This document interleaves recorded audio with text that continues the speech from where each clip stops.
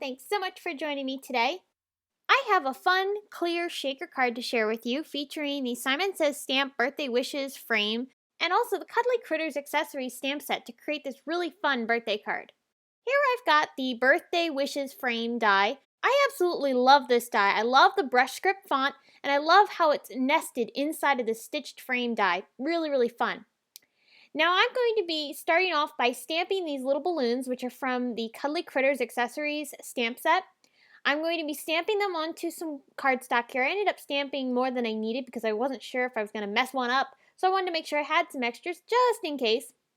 I'm going to color these with Copic markers, and I'm doing some very simple Copic coloring here. I'm going to use the lightest color to add my base coat, and then I'm going to use the darker color to add a little bit of a highlight to the left-hand side of each balloon.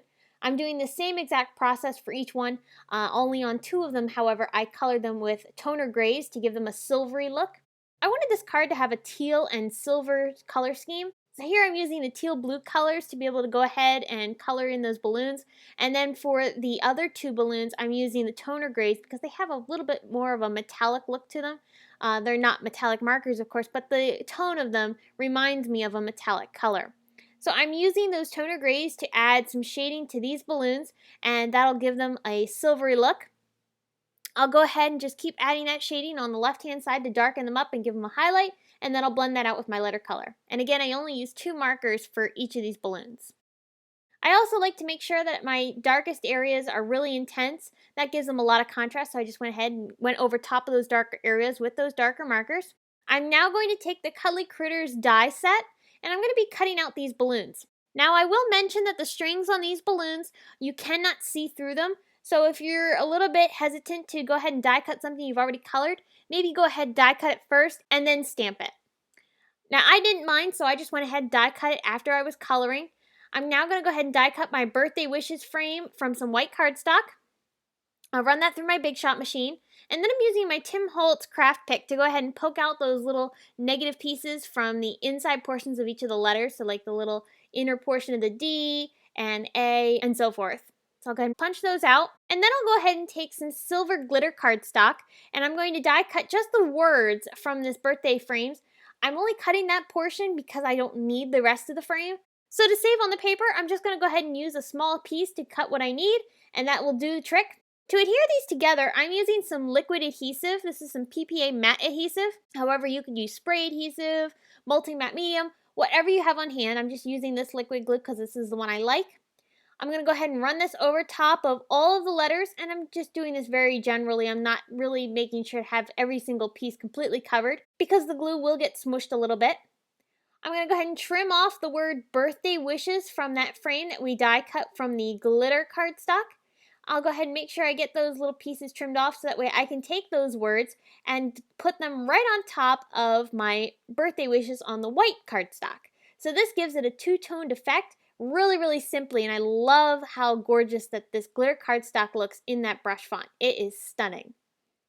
So I'll go ahead and push that down good with my scrap paper just to make sure that I get that pressed down and completely adhered. And so now you can see we've got this gorgeous glitter sentiment on our die cut. Now I need to put this shaker card together, so I'm going to start by adding some double-sided tape on the back side of my white cardstock frame. This is going to hold my acetate or clear plastic or whatever type of see-through material that you're using for your shaker window. So I'm using this double-sided tape to make sure that my frame stays attached to my shaker window. So I'll remove the backing of the adhesive and I'll go ahead and press this down onto my acetate. You can also, like I said, use window plastic or packaging from stamps. Anything that you have that's clear will work perfect for this. I'll trim off the excess. I made sure that I had a bigger piece than what I needed because that allows me to make sure that I get this completely covered and not have any areas that don't have a piece of acetate behind it. I'm now going to go ahead and cut some foam tape down into smaller strips. This is 1/2 inch foam tape, and I'm just trimming it down into about 1/3 of its size. So that way I can add this around all of the smaller areas of my frame. I'll go ahead and do this until I have the frame completely covered with the foam tape. And now I'm going to fill it with some sequins. Now I'm using some marshmallow sequins from Pretty Pink Posh. I'm also going to be using some sparkling clear sequins, and I also use some aquamarine sequins. And I mix them all together to create a really beautiful sequin mix. It is really pretty. So once I have them all put into my little shaker well, I'm going to take some vellum because I want this again to be a see-through card. So I'm going to put the vellum down as the backing for my card. And this is going to allow it to be see-through, but also let it have a little bit more of a softer look. So I'm just going to go ahead and trim off this extra vellum. And that way I will have this completely covered because again, I don't want to have any areas that aren't covered by this vellum. My balloons I'm going to attach down onto my card using some foam tape. I'll just go ahead and pop those down onto my card panel. And this is going to be a really cute mini card. It's not going to be a full-sized A2 card, but I really like how it's small and that you can use this to even pop a little gift card inside if you wanted to do that as well. I'm going to use some little mini star confetti from Pretty Pink Posh as the little tittles on my eyes. That's what the little dot above the eye is called. It's called a tittle. I learned that from Laura Basson. So I'm going to go ahead and pop that down where the little dots of the eyes would be. And I will make sure that those are adhered. You could also use the little tittles that are included in the die, but they were really tiny and I thought the stars would actually look more fun. So that's what I'm going to do there.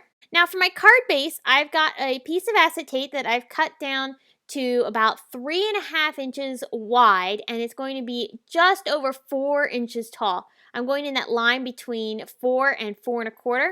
And this is a piece of acetate as well because again, this is going to be a see-through card.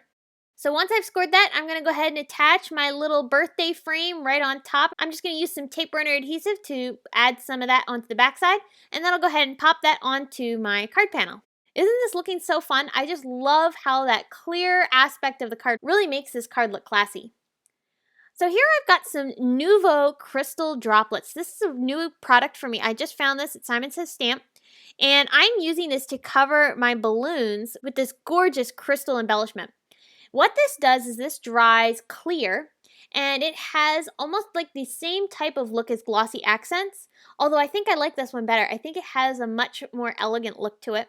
Also kind of reminds me of the clear droplets from Pretty Pink Posh. It's a really fun product. I think you should check it out. They have it in all sorts of different colors. So that's going to do it for me. I hope you've enjoyed and got some inspiration on using the Birthday Wishes frame die from Simon Says Stamp as well as the Cuddly Critters accessory stamp set to create some really fun see-through shaker cards. If you have any questions, be sure to leave them in the comments section below and head on over to the Simon Says Stamp blog where you can get more information on this card, including still pictures and products used. If you enjoyed this video, be sure to give it a thumbs up, subscribe to our YouTube channel, and thanks so much for watching. We'll see you again soon.